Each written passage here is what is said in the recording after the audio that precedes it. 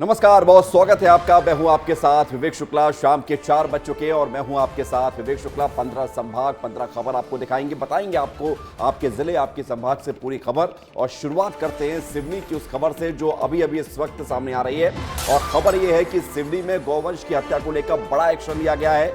CM doctor Mohan Yadav ने उच्च स्तरीय जांच के आदेश दे दिए हैं।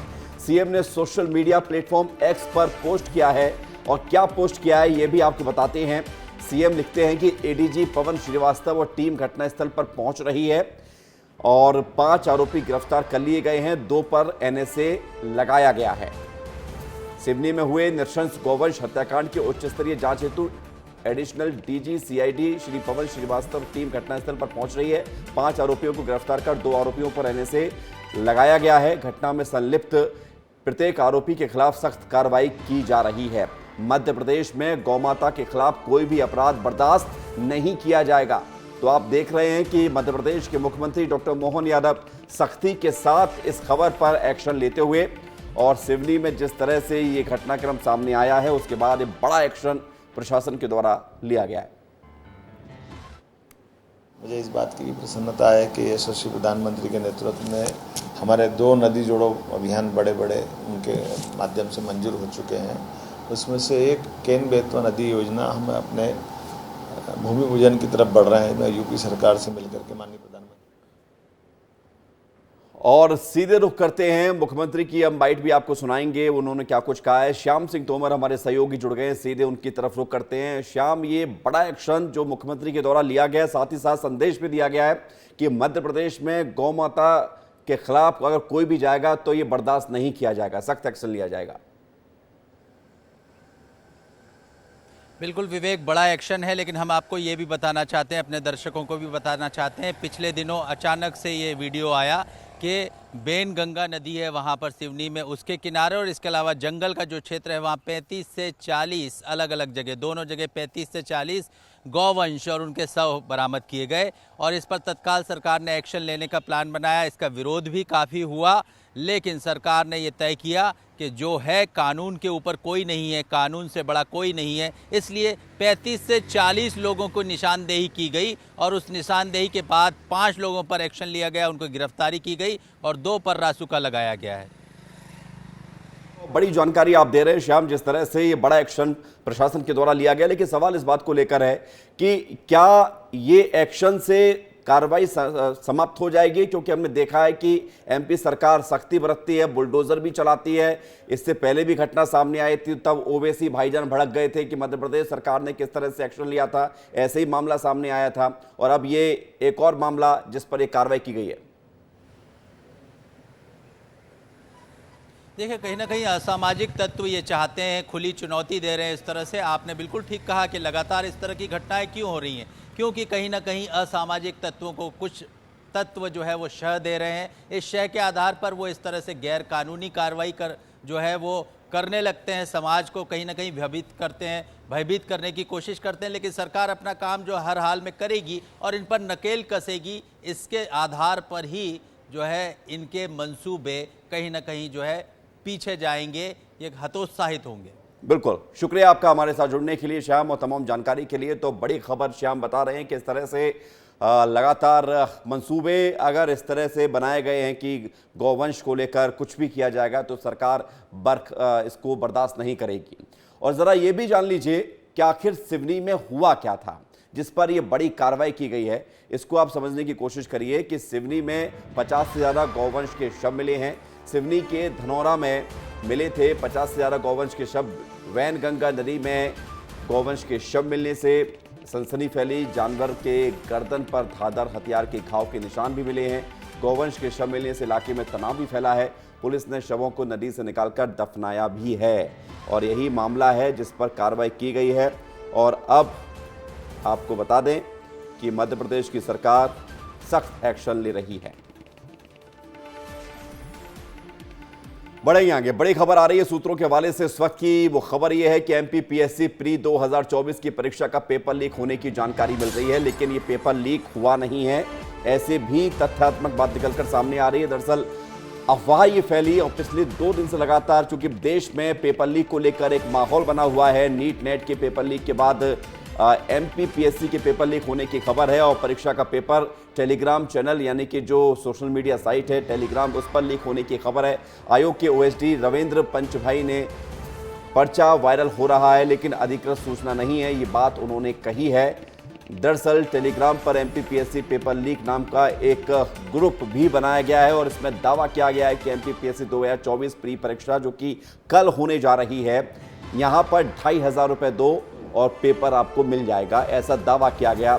हालांकि ये दावा फर्जी है और इस बात की जानकारी सामने आ रही है कि आयोग की तरफ से भी इस बात की पुष्टि की गई है कि पेपर लीक नहीं हुआ है। अभी कुछ चीज़ें आयोग के संज्ञान में आई हैं कि कहीं कहीं सोशल मीडिया पर इस तरह का कोई एक प्लेटफॉर्म पर ये इस तरह के पेपर के लीक होने की बात कही जा रही है। अभी तक हमारे पास में इसके अलावा कोई अधिकृत जानकारी नहीं है और आयोग इस विषय में गंभीरता से विचार कर रहा है। बढ़ेंगे आगे। MPPSC का पेपर लीक की खबरों को लेकर आयोग का बयान है कि पेपर लीक की खबर को आयोग ने भ्रामक बताया है। परीक्षा तय तारीख और तय समय पर होगी, ये बड़ी जानकारी आपको बता रहे हैं और आप विस्तार न्यूज देखिए तो आपको तथ्यात्मक जानकारी भी मिलेगी, खबरें भी विस्तार से बताई जाएंगी। आयोग कह रहा है कि परीक्षा तय तारीख और तय समय पर होगी, यानी कि वो छात्र छात्राएं जो पेपर की तैयारी कर रहे थे और पेपर लीक की खबरों के बीच वो डिस्टर्ब हुए, उन्हें लगा कि पेपर लीक हो गया, वो इन खबरों से दूर रहें, तैयारी करते रहें, क्योंकि कल समय पर जो समय तय किया गया है, तय तारीख की गई है, उसी पर ही पेपर किया जाएगा। और विस्तार न्यूज आपको पूरी जानकारी दे रहे हैं कि कैसे MPPSC पेपर लीक को लेकर एक माहौल बनाया गया, अफवाह फैलाई गई और आयोग ने अब स्पष्ट कर दिया है कि सोशल मीडिया पर जो खबरें हैं वो भ्रामक हैं, पेपर लीक से जुड़ी हुई। श्याम सिंह तोमर हमारे साथ लगातार बने हुए, उनकी तरफ हम रुख करेंगे। श्याम, ये बड़ा हैरान कर देने वाला मामला है क्योंकि देश में नीट और नेट को लेकर वैसे ही पेपर लीक को लेकर माहौल बना हुआ और किसी ने MPPSC लीक करके ग्रुप का नाम बनाया टेलीग्राम पर, 2500 रुपये में न जाने कितनों को चूना लगा दिया गया होगा और अब आयोग कह रहा है कि खबरें भ्रामक हैं। देखिए, वाकई में ये बहुत गड़बड़ है पूरे सिस्टम में, लेकिन आयोग को भी हम कहेंगे उसको त्वरित एक्शन में आना चाहिए था। ये जो भ्रामक खबरें थी सोशल मीडिया पर चल रही थी, इनको त्वरित जांच करवाकर जो परीक्षा में बैठने वाले उम्मीदवार हैं उनको तत्काल सूचना देनी चाहिए थी कि आप भ्रमित ना हो, क्योंकि आपने कहा अभी पता नहीं कितने लोग उस जाल में फंस गए होंगे और वो पैसे दे दिए होंगे इस चक्कर में कि जो ये पर्चा हम तक पहुंच रहा है, ये पर्चा सच है, लेकिन वो पर्चा जो है सच नहीं है, ऐसा आयोग ने बता दिया है, फर्जी है और उस फर्जी वाड़े पर बिल्कुल आप भरोसा न करें, ये सूचना जारी की गई है आयोग की ओर से। श्याम, लेकिन एक चीज और है, मैं इसमें एक सवाल आपसे ये भी पूछूंगा क्योंकि लगातार नीट और नेट को लेकर लोगों के मन में संशय चल ही रहा है। ये कोशिश होती है कि माहौल को खराब किया जाए। MPPSC का पेपर कल होना है, 2 दिन से चर्चा इस बात को लेकर है कि पेपर लीक हो रहा है, टेलीग्राम पर 2-2.5 हजार रुपए में मिल रहा है और उसको लेकर चर्चाएं आम हो गई कि पेपर लीक हो गया। ये बड़ा नेगेटिव इंपैक्ट पड़ता है उन अभ्यर्थियों के दिमाग पर जो लगातार तैयारी करते हैं और पेपर जब कल होने जा रहा है तो सोचिए कि कुछ घंटे पहले अगर ऐसी खबरें आए कि पेपर लीक हो गया तो कितना परेशान कर देने वाला होता है विषय। वाकई मनोवैज्ञानिक रूप से देखें तो जो तैयारी कर रहा है उसके लिए तो ये त्रासद ही है कि वो जो है तैयारी कर रहा है अगले दिन परीक्षा और उसके पास ये सूचना आने लगती कि अब ये परीक्षा नहीं होगी। यानी मैंने जो 1.5-2 साल से तैयारी की, उज्जवल भविष्य के जो सपने देखे, वो सपने जो है तार तार हो जाते हैं। तो ऐसे में यही हम कहेंगे कि आयोग हो या पुलिस का तंत्र हो, उसको इन पर नकेल कसनी चाहिए। वो टेलीग्राम जो ग्रुप हैं उनके सदस्यों को एक्शन लेना चाहिए, उनको जो है धरपकड़ करनी चाहिए और कड़ा एक्शन लेना भी चाहिए। आप सही कह रहे हैं श्याम, एक कड़ा एक्शन लेना चाहिए। बहुत शुक्रिया आपका हमारे साथ जुड़ने के लिए, तमाम जानकारी के लिए। और एक्शन इतना कड़ा होना चाहिए कि कोई दोबारा से इस तरह की साजिश कर ही ना पाए कि पेपर लीक होने की अफवाह फैलाई जाए। नीट परीक्षा घोटाले को लेकर लगातार देश में विरोध प्रदर्शन जारी है और इसी कड़ी में आज ग्वालियर में NSUI के कार्यकर्ताओं ने प्रदर्शन किया और जमकर केंद्र सरकार के खिलाफ नारेबाजी की। जीवाजी यूनिवर्सिटी चौराहे पर NSUI के सैकड़ों कार्यकर्ता इकट्ठा हुए और सरकार के खिलाफ हल्ला बोला। इस दौरान NSUI के नेशनल सेक्रेटरी और मध्य प्रदेश प्रभारी रितु बराला ने कहा है कि भारतीय जनता पार्टी ने 24 लाख छात्रों के साथ धोखा किया है। नीट परीक्षा घोटाले को लेकर लगातार देश भर में विरोध बढ़ता जा रहा है और आज ग्वालियर में NSUI के कार्यकर्ताओं के द्वारा विरोध प्रदर्शन किया जा रहा है। मैम, किस तरह का?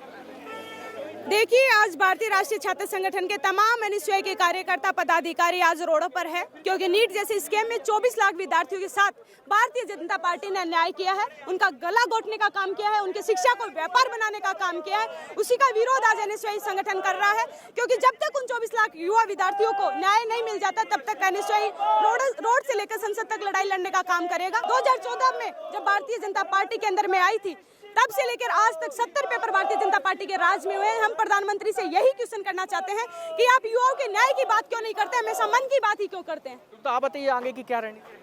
आगे की 24 तारीख को हमारा एनएसयूआई का घेराव है, सांसद घेराव है नीट की परीक्षा को लेकर। उसमें देश के कोने कोने से एनएसयूआई कार्यकर्ता और नीट परीक्षार्थी मौजूद रहेगा। ग्वालियर में एनएसयूआई कार्यकर्ताओं के द्वारा लगातार विरोध किया जा रहा है। उनकी साफ तौर पर मांग है कि जिस तरीके से परीक्षा में जो घोटाला हुआ है उसकी जांच होनी चाहिए, और इसके साथ ही उन्होंने आरोप लगाया कि तमाम बीजेपी सरकार के द्वारा ऐसी कई परीक्षा परिणाम हैं जिनमें घोटाला हो रहा है। कैमरामैन संजय चंदेल के साथ अनिल गौर, विस्तार न्यूज। तो नीट को लेकर प्रदर्शन लगातार जारी है पूरे देश भर में। उधर मध्य प्रदेश में इस नर्सिंग फर्जीवाड़े मामले में सरकार ने सुनीता शिजू को बर्खास्त कर दिया है। सुनीता शिजू नर्सिंग रजिस्ट्रेशन काउंसिल में रजिस्ट्रार की पद पर पदस्थ थी और इस दौरान बड़ी संख्या में कॉलेजों को मान्यता देने का मामला सामने आया था। सरकार ने सुनीता शिजू की सेवाएं समाप्त कर दी हैं। वहीं अब इस पूरे मामले को लेकर कांग्रेस सरकार को घेरने की कोशिश कर रही है। नेता प्रतिपक्ष उमंग सिंघार ने कहा है कि सरकार बड़े मगरमच्छों पर कार्रवाई करे।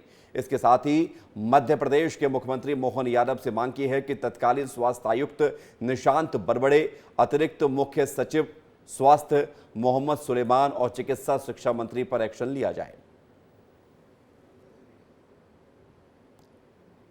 श्रीमान उमंग सिंघार जी, मछली हो या मगरमच्छ, केंचुआ हो या केकड़ा, कोई नहीं बचने वाला, कहीं भी नहीं बचने वाला।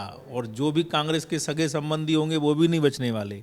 जिसने गड़बड़ की होगी उस पर कार्रवाई होगी, चाहे वो कहीं हो, कैसे भी हो। डॉक्टर मोहन यादव जी ने मुख्यमंत्री के नाते बहुत स्पष्ट तौर पर ये निर्देशित किया है और कार्रवाई करके जता बता दिया है कि हम किसी के साथ में कोई समझौता नहीं करने वाले।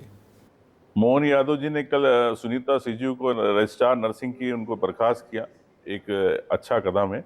लेकिन मोहन यादव जी से मैं कहना चाहता हूं कि बड़े मगरमच्छों को आप क्यों छोड़ना चाहते हो? एसीएस सुलेमान जो कोरोना काल से घोटाले करते आ रहे हैं, क्या वो इसके अंदर भागीदार नहीं है? विश्वास सारंग जो इसके मंत्री रहे, क्या वो इसमें भागीदार नहीं है? तो ये सीधा सीधा घोटाला करने वाले ये लोग हैं। इन पे ये बड़े मगरमच्छ है। मोहन यादव जी, इन पे कार्रवाई करना चाहिए, ना कि कोई छोटी मछली पे कार्रवाई। देश भर में नीट और नेट परीक्षा में धांधली को लेकर विवाद जारी और इसी बीच परीक्षा आयोजित करवाने वाली संस्था यानी कि एनटीए पर सवाल खड़े हो रहे हैं। उस बीच मध्य प्रदेश में कर्मचारी चयन मंडल बोर्ड का एक कारनामा भी सामने आ गया है और कारनामा यह है कि मध्य प्रदेश में सरकारी नौकरी के लिए भर्ती परीक्षा आयोजित करवाने के लिए बोर्ड ने निजी कंपनी को टेंडर दिया है। इतना ही नहीं, उस कंपनी पर निगरानी रखने के लिए एक और कंपनी को ठेका दिया गया है। कंपनियों को 200 करोड़ रुपए टेंडर दिया गया है। दरअसल मध्य प्रदेश में भर्ती परीक्षाओं के लिए 2 एजेंसी नियुक्त की जाएंगी। एक एजेंसी ऑनलाइन परीक्षा कराएगी तो दूसरी एजेंसी परीक्षा कराने वाली एजेंसी की निगरानी करेगी। कहा यह जा रहा है कि भर्ती परीक्षाओं में पारदर्शिता लाने के लिए ये व्यवस्था की गई है। इस हैरान कर देने वाले फैसले से कर्मचारी चयन मंडल की परीक्षा व्यवस्था सवालों के घेरे में आ गई है।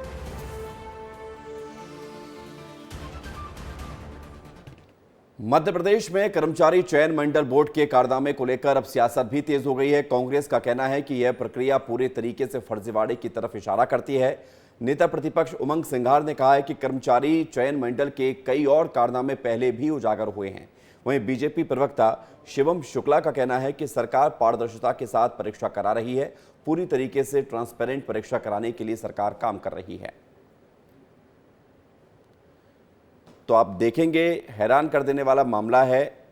Madhya Pradesh employees selection board यानी कि कर्मचारी चयन बोर्ड, जिसने 2 टेंडर दिए हैं, एक पेपर कराने के लिए, दूसरा पेपर जो कराएगा उसकी निगरानी के लिए। मध्य प्रदेश की सरकार सुनिश्चित करना चाहती है कि कई स्तर में इस प्रकार की परीक्षाओं की निगरानी की जा सके, ताकि कोई भी गड़बड़ी की जो आशंका है उसको सिरे से खारिज किया जा सके। हम पूरी तरीके से पारदर्शिता सुनिश्चित करना चाहते हैं। मल्टी लेयर सिस्टम होने की वजह से उसमें जो गड़बड़ी की गुंजाइश है वह बहुत ही छीड़ रह जाएगी और पूरी पारदर्शी प्रक्रिया के साथ मध्य प्रदेश में परीक्षा का संचालन किया जाएगा और छात्रों के एक बेहतर भविष्य के लिए मध्य प्रदेश की सरकार पूरी तरीके से संकल्पित है। बढ़ेंगे आगे। मध्य प्रदेश में आचार संहिता हटने के बाद अब पुलिस कर्मियों को उनके जरूरत के मुताबिक छुट्टियां मिलने शुरू हो चुकी हैं। छुट्टियां मिलने से पुलिस कर्मियों में खुशी का माहौल है। पुलिस कर्मियों के मुताबिक अब वो परिवार को भी समय दे पा रहे हैं। रिपोर्ट देखिए।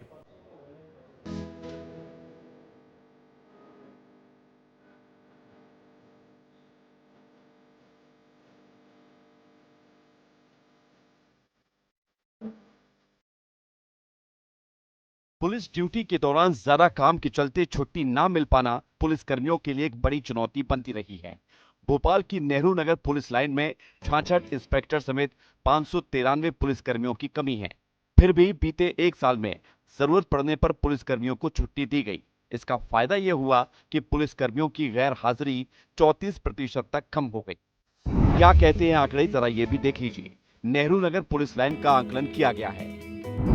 1 मई 2023 से 30 अप्रैल 2024 तक रोस्टर प्रणाली में छुट्टी मिली। कुल 4078 पुलिसकर्मियों को छुट्टी दी गई। गैर हाजिर रहने वाले पुलिसकर्मियों का आंकड़ा इससे कम हो गया और 34% तक गैर हाजिरी कम हो गई। विस्तार न्यूज ने छुट्टी को लेकर शहर के थानों में जाकर पुलिसकर्मियों से इसके बारे में जानकारी ली तो पता चला कि अब चुनाव खत्म होने के बाद पुलिस कर्मियों को छुट्टी मिलनी शुरू हो चुकी है। छुट्टियां जब आचार संहिता लगी हुई थी तो उस समय अवकाश पर प्रतिबंध था मुख्यालय से, लेकिन अगर किसी को इमरजेंसी थी, अति आवश्यक कार्य थे या किसी के घर पर कोई बीमार था या शादियां थी या जो भी है अति आवश्यक कार्य थे, तो उनको वरिष्ठ अधिकारियों के निर्देश पर अवकाश पर रवाना किया गया। विस्तार न्यूज से बात करते हुए सब इंस्पेक्टर अंकित बघेल ने कहा कि अवकाश मिलने से परिवार के साथ समय बिताने का भी टाइम मिल जाता है। अवकाश तो समय से मिल रहा है। चुनाव के समय पे भी, आचार संहिता के समय पे यदि कोई इमरजेंसी हो तो अवकाश दिया जा रहा था, अधिकारियों के द्वारा दिया जा रहा था, वरिष्ठ अधिकारियों के द्वारा, और अभी भी समय पे सभी को दिया जा रहा है। जी बिल्कुल, लंबे समय काम करते हैं तो मानसिक रूप से भी तैयार रहते हैं फिर आगे काम के लिए। जी, परिवार वाले भी खुश रहते हैं। छुट्टी मिलने से पुलिसकर्मी अपना काम भी पूरा कर लेते हैं और परिवार को भी समय दे पा रहे हैं, जिससे वो खुश हैं। समय समय आवश्यकता पे पर्याप्त छुट्टी मिलती है, छोड़ विशेष अवसरों पे जो आदेश होते हैं उनको छोड़ करके। देखिए, छुट्टी लेते ही अपने कामों के लिए, परिवार के लिए, जो भी अपने काम में मिलती है छुट्टी। नहीं सर, अवकाश भी मिल रहा तो घर के लिए भी समय निकल जाता, और भी रहते दिक्कतें रहते उनको सामना भी करना पड़ता है। कुल मिलाकर काम के बीच छुट्टी भी जरूरी है, जिससे मानसिक स्थिति भी मजबूत होती है और घर परिवार में होने वाले कार्यक्रम में शामिल होने से परिवार को भी समय दे पाते हैं, जिससे परिवार के लोग खुश रहते हैं और अगर परिवार खुश है तो काम करने में और ज्यादा मन लगता है। चुनाव के समय पुलिसकर्मियों को भले ही छुट्टियां नहीं मिल पा रही थी, लेकिन चुनाव खत्म होने के बाद विस्तार न्यूज से बातचीत करते हुए पुलिसकर्मियों ने बताया कि अब जब जरूरत होती है, आवश्यकता अनुसार उनको छुट्टियां मिल जाती हैं। कैमरा पर्सन वीरेंद्र नागर के साथ सूरज तिवारी, विस्तार न्यूज। मध्य प्रदेश में 18 जून से स्कूल शुरू हो गए हैं। बच्चों को स्कूलों तक लाने के लिए शिक्षकों के साथ साथ अधिकारी भी जुट गए हैं। इसी क्रम में हर जिले के कलेक्टर स्कूल पहुंचकर बच्चों को स्कूल आने के लिए जागरूक कर रहे हैं। वहीं दमोह में भविष्य से भेंट कार्यक्रम के तहत कलेक्टर ने स्कूल का जायजा लिया है और इस दौरान कलेक्टर टीचर की तरह बच्चों को पढ़ाते हुए नजर आए, जहां उन्होंने छात्र छात्राओं को पढ़ाया भी और फिर किया उनका उत्साहवर्धन। इस बीच डीएम कक्षा तीसरी की दिव्यांश यादव और कक्षा चौथी की मीनाक्षी यादव से भी मिले, जहां छात्राओं ने डीएम को सुदामा चरित्र का पाठ भी सुनाया।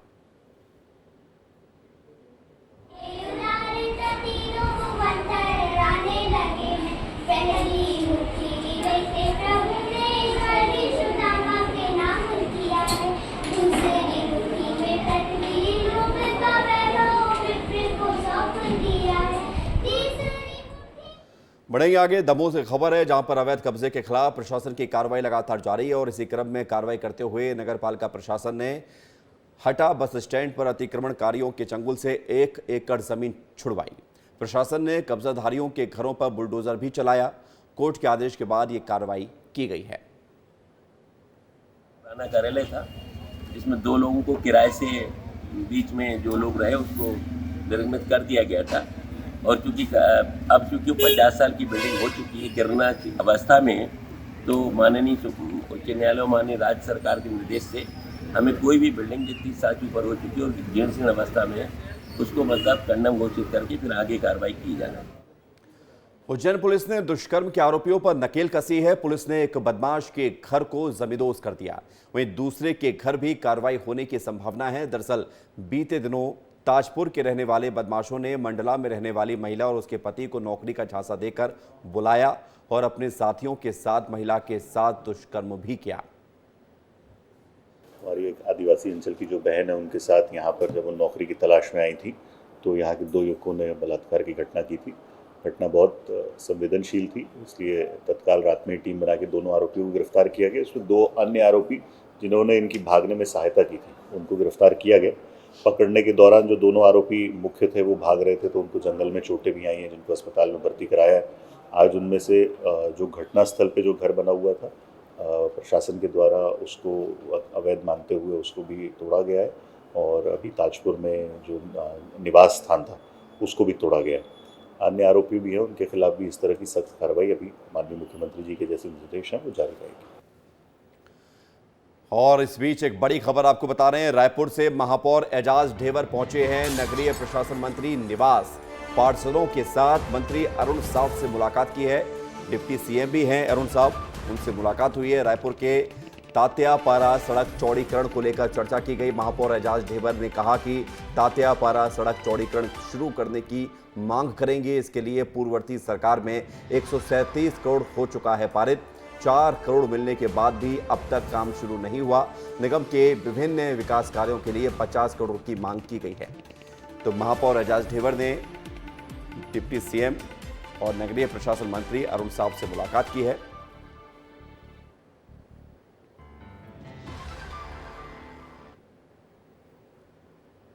जब आपके 4 करोड़ रुपए आपको एडवांस के तौर पे आप लोग को मिल गया है तो फिर वो काम क्यों चालू नहीं हुआ?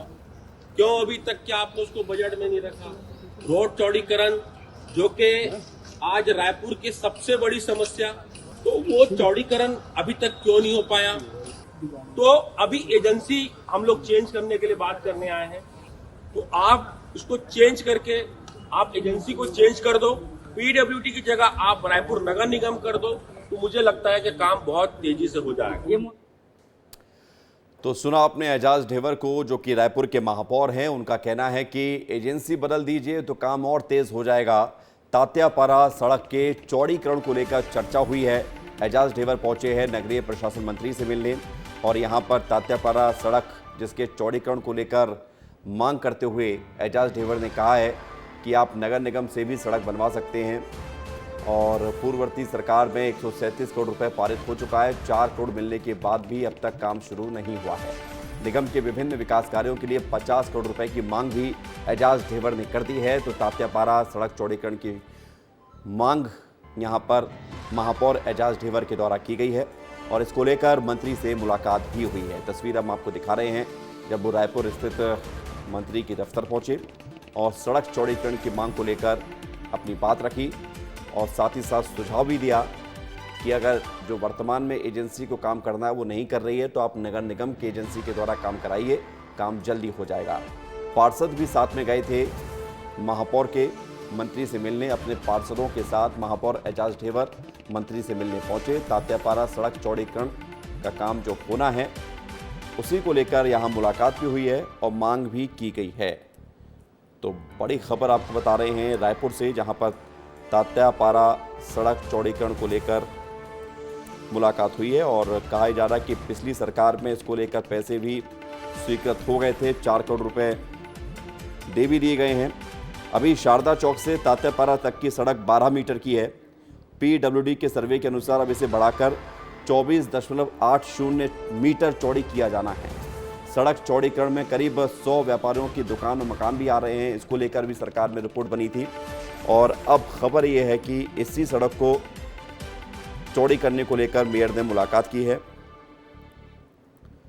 और एजाज ढेबर इससे पहले भी इस बात को लेकर निरीक्षण करते रहे हैं, बैठक पे करते रहे और अब ये सड़क बने, चौड़ी हो, मंत्री से मांग की गई है। तात्यापारा सड़क चौड़ीकरण की शुरू करने की मांग एजाज ढेबर ने पार्षदों के साथ मिलकर मंत्री के सामने रखी है और ये कहा गया है कि पैसे को स्वीकृत हुए हैं, दूसरी एजेंसी से आप करा सकते हैं। क्या कुछ कहा था एजाज ढेबर ने मुलाकात के बाद, एक बार फिर से आप सुनिए। जब आपके 4 करोड़ रुपए आपको एडवांस के तौर पे आप लोग को मिल गया है, तो फिर वो काम क्यों चालू नहीं हुआ? क्यों अभी तक क्या आपने उसको बजट में नहीं रखा? रोड चौड़ीकरण जो कि आज रायपुर की सबसे बड़ी समस्या, तो वो चौड़ीकरण अभी तक क्यों नहीं हो पाया? तो अभी एजेंसी हम लोग चेंज करने के लिए बात करने आए हैं, तो आप इसको चेंज करके आप एजेंसी को चेंज कर दो, पीडब्ल्यूडी की जगह आप रायपुर नगर निगम कर दो, तो मुझे लगता है कि काम बहुत तेजी से हो जाएगा। तो दिसंबर में निगम चुनाव संभावित हैं, होने जा रहे हैं, उससे पहले एक बार फिर इस सड़क को लेकर सियासत दिख रही है। तात्यापाड़ा रोड चौड़ीकरण का मसला 15 साल से ये मामला अब तक सुलझ नहीं पाया है। रोहित मिश्रा हमारे साथ जुड़ गए जरा जानकारी के लिए। रोहित, कई बार इस सड़क को लेकर चर्चा हुई, सियासत हुई, निगम चुनाव भी नज़दीक हैं, तो महापौर पहुंच गए मंत्री के पास अपने पार्षदों के साथ और सलाह भी दे दी है कि पीडब्ल्यूडी नहीं बना रहा है तो नगर निगम से बनवा दीजिए, लेकिन सड़क के चौड़ीकरण का काम करा दीजिए।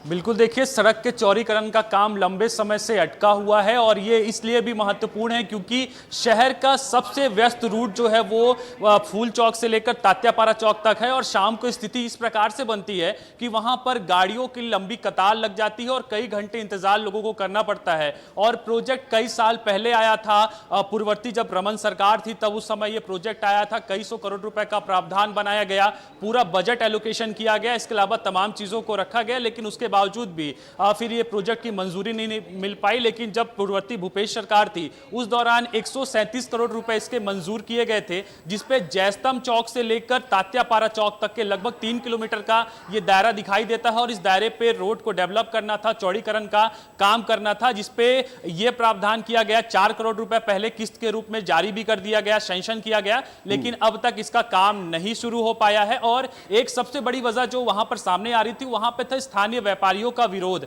व्यापारी लगातार ये कह रहे थे कि रोड के चौड़ीकरण होने से उनके व्यापार में प्रभाव पड़ेगा, लेकिन फिर उनको मनाया गया और मनाने के बाद में जो सबसे बड़ा फूल मार्केट है उस फूल मार्केट को नया बस स्टैंड के सामने शिफ्ट करने की बात कही गई, लेकिन अभी तक काम नहीं हो पाया है। तो निगम चुनाव है, ऐसे में महापौर भी पहुंच गए हैं, लेकिन सवाल इस बात को लेकर है कि 3 महापौर बदल गए और इस सड़क के चौड़ीकरण को लेकर सियासत भी खूब देखी गई। 137 करोड़ रुपए आवंटित हो गए, 4 करोड़ रुपए सैंक्शन हुए हैं। 137 करोड़ की तुलना में 4 करोड़ रुपए को बहुत बड़ी राशि नहीं मानी जाती है, तो सियासत ही होती रहेगी, सड़क चौड़ी भी होगी, ये भी सवाल जनता पूछना चाहती है।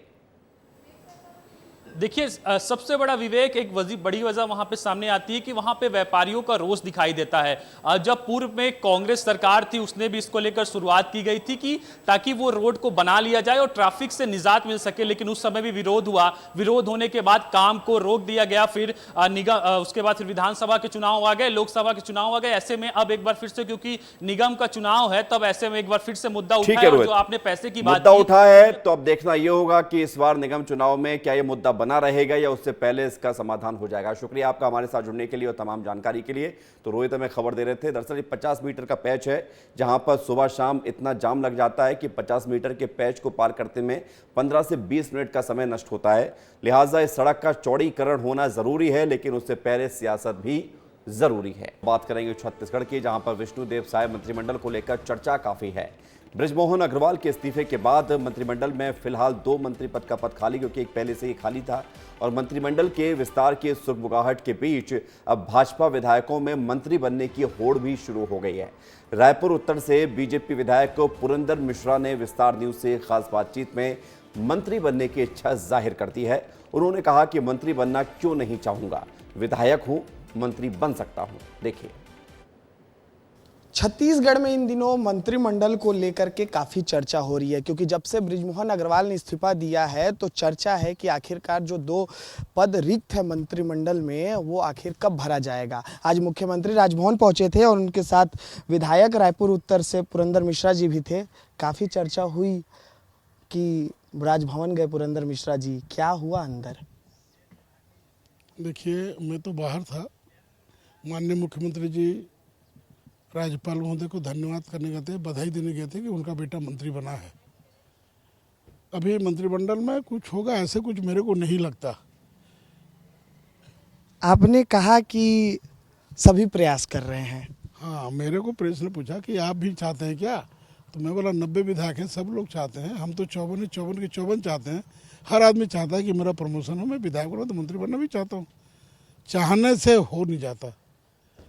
और उनकी मुलाकात सौजन्य भेंट थी, ऐसा मेरे को प्रतीत होता। अच्छा विधायक जी, मैं आपका व्यक्तिगत, क्योंकि आप विधायक हैं और आप मंत्री बन सकते हैं, तो इच्छा तो होगी ना? क्यों नहीं होगी, इच्छा क्यों नहीं होगी? हर आदमी का इच्छा होता है। शादी करेगा तो बेटा पाने की इच्छा होगा कि नहीं? यदि शादी करेगा तो बेटा पाने की इच्छा होगा कि नहीं होगा? कौन नहीं चाहेगा कि मेरा बेटा ना हो? हर आदमी चाहता है कि मैं 10वीं पास होने के बाद 11वीं पढ़ूँ, 11वीं पास होने के बाद 12वीं पढ़ूँ और कॉलेज पढ़ूँ, डॉक्टर बनूँ, इंजीनियर बनूँ, सबकी इच्छा रहती है। कर रहे हैं और कह रहे हैं कि बिल्कुल हमें इच्छा है कि अगर हमें दायित्व सौंपा जाए मंत्री पद का तो हम क्यों नहीं इस दायित्व को लेंगे। कैमरा पर्सन किशन के साथ अनमोल तिवारी, विस्तार न्यूज। बढ़ेंगे आगे। मध्य प्रदेश के परिवहन एवं स्कूल शिक्षा मंत्री राव उदय प्रताप सिंह ने अपनी विधानसभा के विभिन्न इलाकों का दौरा किया। इस दौरान उन्होंने ग्राम संपर्क अभियान के बारे में बताते हुए कहा कि वो गांव-गांव जाकर लोगों की समस्या सुनते हैं और उनका निवारण करते हैं। इसके साथ ही कहा कि मध्य प्रदेश में शिक्षा का स्तर बदनाम नहीं है, केवल कुछ कमियां हैं जिन्हें हम सभी मिलकर सुधारेंगे। स्वाभाविक जनता के संपर्क में रहते हैं, जब आप जनता के बीच में घूमते हो तो समस्याओं का निराकरण भी स्वयं होता रहता है। तो हमारी कार्य पद्धति ऐसी है पार्टी की और सरकार की कि वो अंत्योदय का जो भाव, अंत्योदय के बीच में काम करने की जो हमारी नीति है, उसी का यह है कि हम लोग लगातार दौरे कर रहे हैं और कोई समस्या मिलती है निराकरण करने का काम करते हैं। नहीं, व्यवस्था बदनाम नहीं है, इसमें थोड़ा संकल्पित होने की आवश्यकता है। जितनी चिंता और परिश्रम हम करेंगे उतना ही प्रिंसिपल को भी करना पड़ेगी, उतनी शिक्षक को भी करनी पड़ेगी। अगर शिक्षक केवल सुविधा के लिए सरकार की तरफ देखेगा, उसके जो कर्तव्य बच्चों के प्रति उसका निर्वहन नहीं करेगा, तो व्यवस्था कभी ठीक नहीं हो सकती है। अगर सरकार से अपेक्षा कर रहा है तो हम उसकी अपेक्षाओं को पूरा करेंगे, जिम्मेदारी हमारी।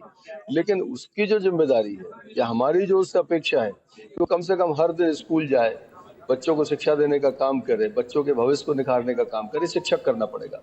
और ये आपसी समन्वय से ही हो सकता है।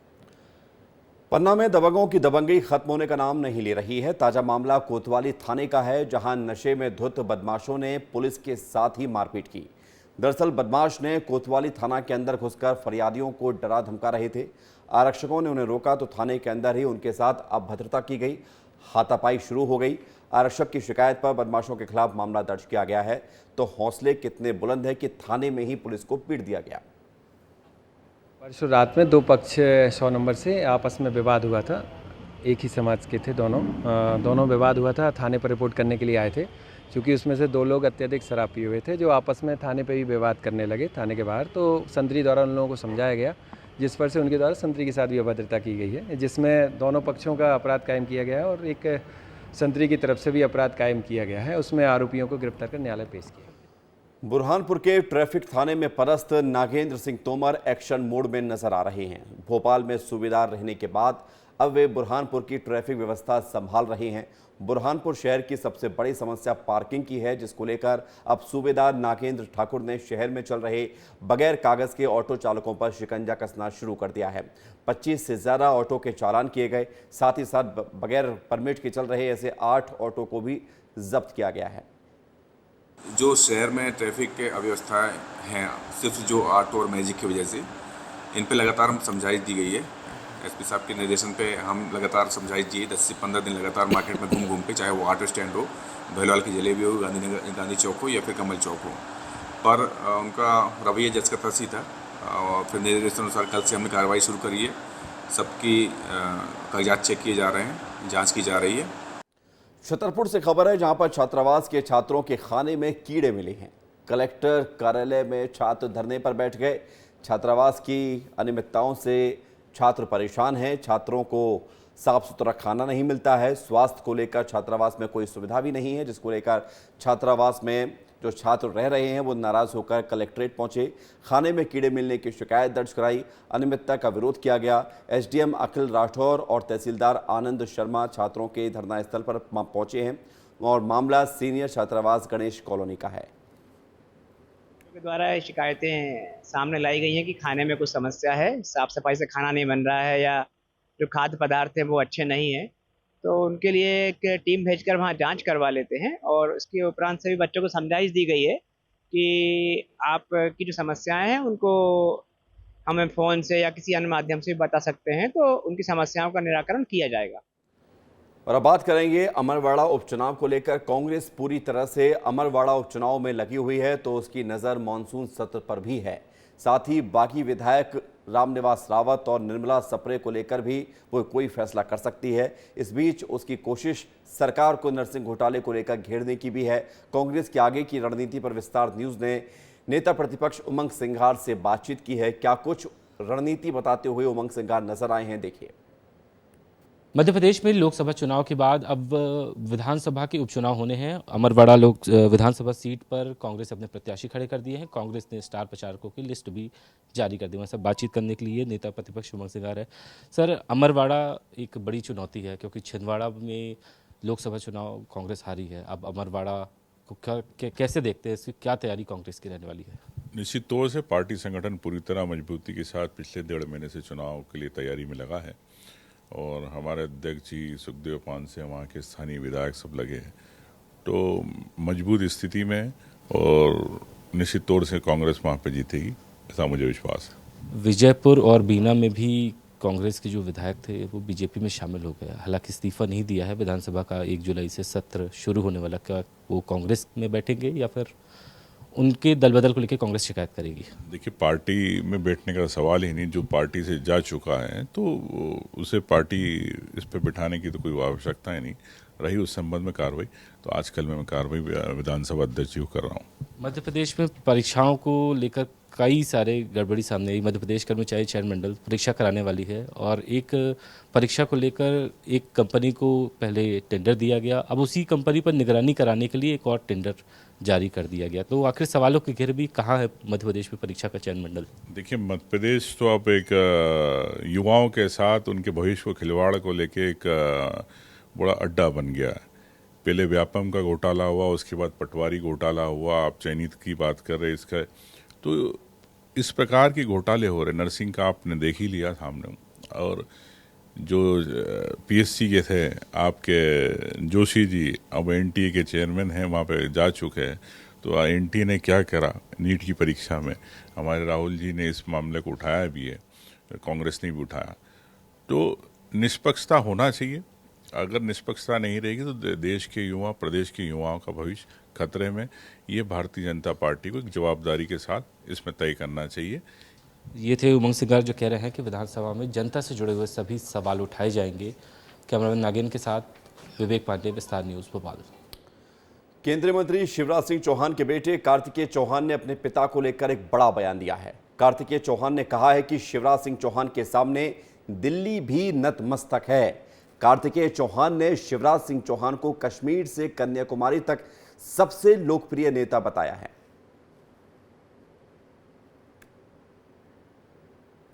जानते तो पहले भी थे, इससे पहले मुख्यमंत्री के रूप में भी हमारे नेता लोकप्रिय थे, लेकिन पता नहीं आजकल ऐसा क्यों लगता है जब मुख्यमंत्री नहीं रहे तो और ज्यादा लोकप्रिय हो गए। और अब जब इतनी प्रचंड जीत के बाद हमारे नेता गए हैं तो आज पूरा दिल्ली भी नतमस्तक है। आज पूरा दिल्ली भी उनको जानता है, उनको पहचानता है, उनकी सम्मान करता है। और दिल्ली क्या, कश्मीर से लेकर कन्याकुमारी तक अगर किसी देश में सबसे बड़े नेताओं में अगर गिनती की जाती है तो हमारे नेता आदरणीय शिवराज सिंह चौहान।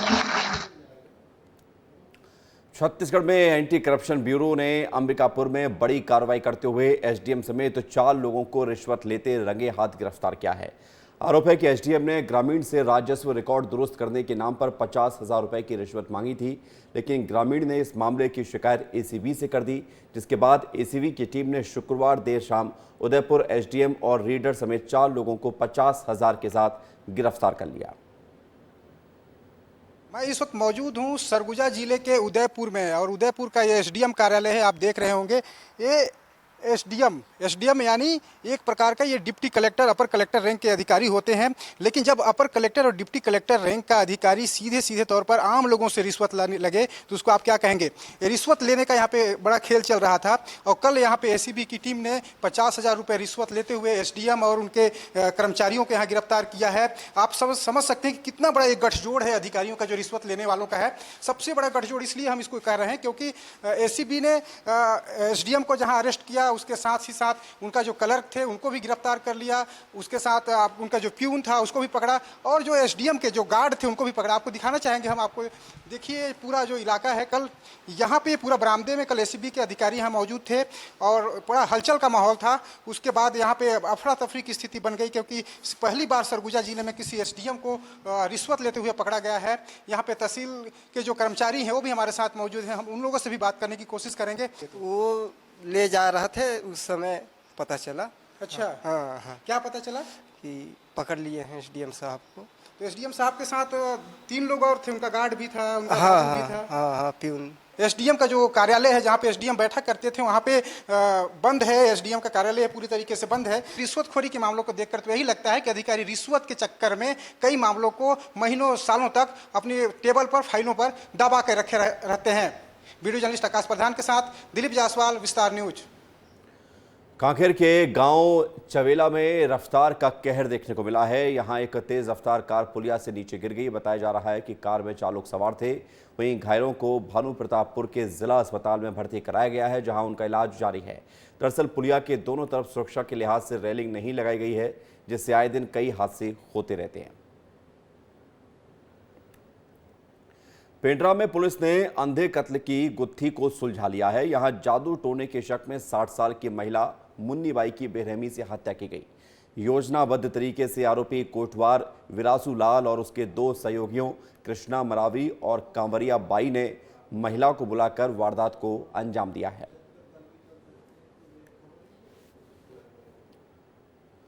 भोपाल सेंट्रल जेल की महिला कैदी फरार हो गई है। ये महिला कैदी हमीदिया अस्पताल में चेकअप के लिए लाई गई थी। ये महिला कैदी मर्डर के केस में जेल में बंद है और अब ये फरार हो गई है। तस्वीर हम आपको दिखा रहे हैं। चेकअप कराने के लिए लाई गई थी और इसी दौरान मौका पाकर ये फरार हो गई। उज्जैन से खबर है, जहां पर एसपी ने बुजुर्गों का सम्मान किया। दरअसल बीते दिनों बुजुर्ग के साथ लूट का मामला सामने आया था। मामले में पुलिस ने 24 घंटे में आरोपियों को गिरफ्तार भी कर लिया था। इसके बाद बुजुर्ग थाने पहुंचे धन्यवाद कहने के लिए, तो एसपी ने माला पहनाकर बुजुर्गों का सम्मान किया और उनसे आशीर्वाद लिया। एसपी साहब ने मुझे बुला करके अवार्ड दिया, ये मतलब माला फूल और धन्यवाद भी दिया उन्होंने मुझे। और आने वाले को मैंने कहा कि बहुत अच्छा है, मैंने काम किया।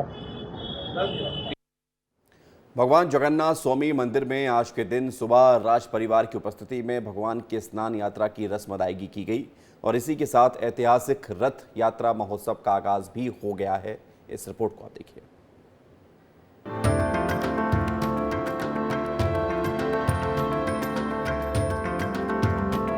पन्ना जिले में भगवान जगन्नाथ स्वामी का प्राचीन मंदिर है, जहां पर भगवान जगन्नाथ स्वामी अपनी बहन सुभद्रा और भाई बलभद्र के साथ विराजमान हैं। मंदिर में रथ यात्रा का कार्यक्रम बड़े धूमधाम से पिछले 175 वर्षों से मनाया जा रहा है। लेकिन रथ यात्रा से पहले भगवान को लू लग जाने से बीमार पड़ जाते हैं। भगवान जगन्नाथ स्वामी मंदिर में आज के दिन सुबह राज परिवार की उपस्थिति में भगवान के स्नान यात्रा की रस्म अदायगी की गई। इसी के साथ ऐतिहासिक रथ यात्रा महोत्सव का आगाज भी हो जाता है। भगवान जगन्नाथ स्वामी जी का मंदिर है। इस मंदिर ये अति प्राचीन मंदिर है। यहाँ पर आज स्नान यात्रा का कार्यक्रम है। यहाँ पर आज भगवान बाहर आएंगे गर्भगृह से और भक्तों को दर्शन देंगे। स्नान होगा उनका जल से के द्वारा और एक घट लुटने की परंपरा है, जिसमें छोटा सा घड़ा होता है, उसमें जल होता है प्रभु का, और उसके बाद में भगवान अंदर जाते हैं। उस समय उन्हें लू लग जाती है और भगवान बीमार पड़ जाते हैं। इन 15 दिनों में मंदिर बंद के कपाट बंद रहेंगे। 15 दिन पश्चात वह स्वस्थ होंगे, तब उनको प्रसादी होगी और वो उन्हें भोग चढ़ेगा। अपने स्वामी के बीमार पड़ जाने पर भक्त प्रार्थना करते हैं। सबसे पहले भगवान को मंदिर के गर्भगृह से बाहर लाया जाता है।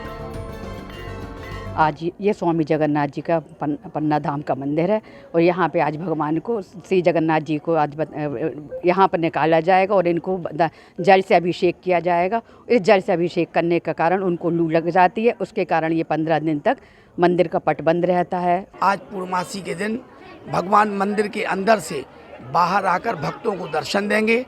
स्नान यात्रा होगी और स्नान यात्रा के बाद भगवान के कपाट 15 दिनों के लिए बंद हो जाएंगे और अमावस्या के दिन भगवान को पद प्रसाद लगेगा और परिवार के दिन उनकी धूप कपूर की झांकी होगी और दोज के दिन जो है, दूसरे दिन दोज के दिन जो है, यहाँ से रथ यात्रा शुरू होगी। अब 15 दिनों के लिए भगवान जगन्नाथ स्वामी मंदिर के पट बंद कर दिए गए हैं। बता दें कि यह मान्यता है कि वैदिक मंत्रोच्चार के साथ औषधीय जल से भगवान को स्नान कराया जाता है। इसी दौरान लू लगने से भगवान बीमार पड़ जाते हैं, जिससे उनकी दिनचर्या और भोजन व्यवस्था भी बदल दी जाती है। ठीक होने तक उन्हें प्रतिदिन वैद्य द्वारा दवा देने की परंपरा भी निभाई जाती है। इस दौरान मंदिर के कपाट भक्तों के लिए बंद रहेंगे। विस्तार न्यूज के लिए सौरभ साहू की रिपोर्ट। सरगुजा के रामगढ़ में रामगढ़ महोत्सव का आयोजन शुरू हो गया है। सांसद चिंतामणि महाराज ने महोत्सव का शुभारंभ किया। 2 दिन चलने वाले महोत्सव का आयोजन कई सालों से किया जा रहा है और मान्यता है कि आषाढ़ महीने के पहले दिन पूजा करने से मेघ खुश होते हैं, अच्छी बारिश होती है। महोत्सव में सांसद चिंतामणि महाराज ने कहा कि रामगढ़ महोत्सव ऐतिहासिक है और यहाँ के ऐतिहासिक विरासत पर रिसर्च करने की जरूरत है।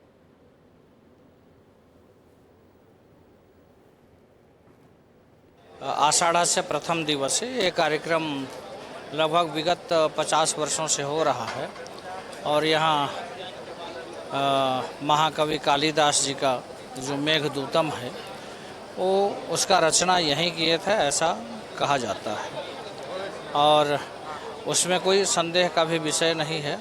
उसमें कुछ संदेह है, कुछ मध्य प्रदेश में कोई राम टेकरी है उसको बोलते हैं, लेकिन वास्तव में ये रामगढ़ ही है।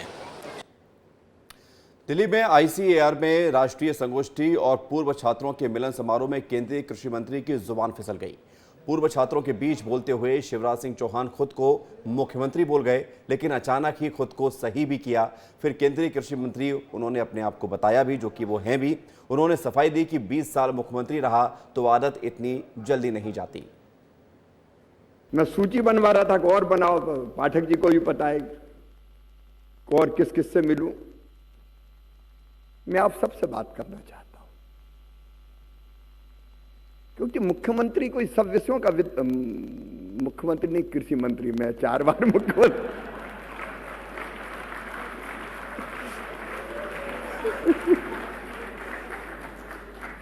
अब 20 साल रहा हूं तो कुछ दिन तो लगेंगे भूलने में।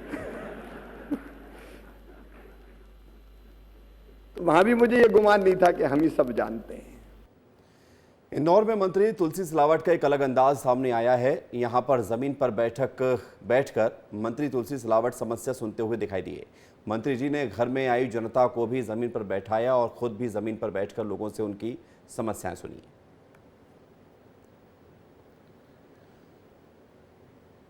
ग्वालियर में सुमेर गैलेक्सी अपार्टमेंट की 8वीं मंजिल से गिरकर 14 साल की छात्रा वर्षा शर्मा की मौत हो गई। छात्रा अपनी सहेली से मिलने के लिए समीर गैलेक्सी अपार्टमेंट गई हुई थी।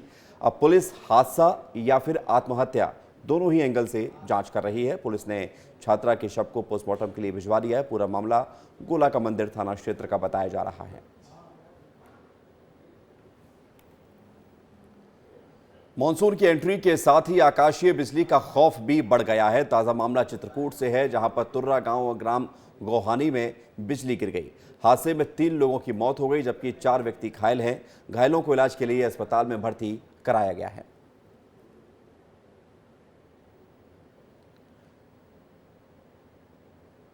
मौसम की बात कर लेते हैं। मध्य प्रदेश में मौसम से जुड़ी राहत भरी खबर मिल रही है।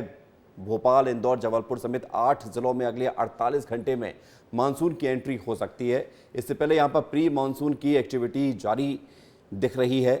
पांडुर्ना, सिवनी, बालाघाट, मंडला, डिंडोरी, अनूपपुर जिलों में मानसून शुक्रवार को प्रवेश कर चुका है। शाजापुर, राजगढ़ में शनिवार को तेज बारिश होने का अलर्ट है। उधर ग्वालियर, दतिया में गर्मी का असर देखने को मिलेगा। क्या कुछ कह रहे हैं मौसम वैज्ञानिक, सुनिए। राजधानी भोपाल में भी कुछ घंटों में मानसून के पहुंचने की संभावना है। हमारे साथ ज़्यादा बातचीत करने के लिए मौसम वैज्ञानिक वीएस यादव जी, उन्हीं से बातचीत कर लेते हैं। सर, मानसून की एंट्री तो हो गई मध्य प्रदेश में, राजधानी भोपाल में कब तक पहुंचेगा? अभी कहाँ है मानसून? अभी मानसून फिलहाल अब प्रदेश के मंडला और बालाघाट हिस्से में एंटर कर चुका है। जो अगले 2-3 दिन में फेवरेबल कंडीशन बनी है, जो प्रदेश में सेंट्रल मध्य प्रदेश तो कवर कर लेगा। राजधानी भोपाल की 2-3 दिन में टाइम लगेगा या लगभग 8-10 घंटे? क्या नहीं, 2-3 दिन लग सकते हैं भोपाल के लिए, अभी टाइम लगेगा इसमें। और सर, तापमान की अगर बात करें, क्योंकि धीरे धीरे मैं देख पा रहा हूँ कि ये ब्लू लाइन अब ऊपर आ गई, जो पहले नीचे हुआ करती थी, तो तापमान इधर साइड तो ज़्यादा होंगे, ग्वालियर, चंबल? बस ग्वालियर भी नहीं ज़्यादा, बस अपना सीधी नौगांव, छतरपुर के साइड अभी 40-41 चल रहा है, जो कभी 46-47 के आसपास जाता था, वो गिर के 40, मतलब पूरे प्रदेश की रेंज देखेंगे तो अपन 32 से लेके 40 तो हायर साइड है, तो है बस टेम्परेचर बहुत ही कम हो गए हैं। और वर्तमान में पूरे प्रदेश में बारिश का फोरकास्ट किया जा रहा है। खाली जो वाइट पोर्शन दिखा, इसमें बारिश के आसार नहीं है, बाकी पूरा प्रदेश ये ग्रीन में दिख रहा है। अधिकतर स्थानों पर हो सकती है, कहीं कहीं भारी वर्षा की भी चेतावनी दी गई है, जैसे राजगढ़, शाजापुर, ये दिख रहा है, जो आपको दिख रहा है ना वाइट पोर्शन, ये हैवी रेनफॉल का अलर्ट दिया गया है अगले दिन के लिए। वीएस यादव जी हैं, वो बता रहे थे कि किस तरह से मानसून की एंट्री हो चुकी है। राजधानी भोपाल की अगर बात करें, 2 से 3 दिन का वक्त अभी लगेगा। और इसी के साथ इस बुलेटिन में इतना ही। बाकी खबरों के लिए आप देखते रहिए विस्तार न्यूज।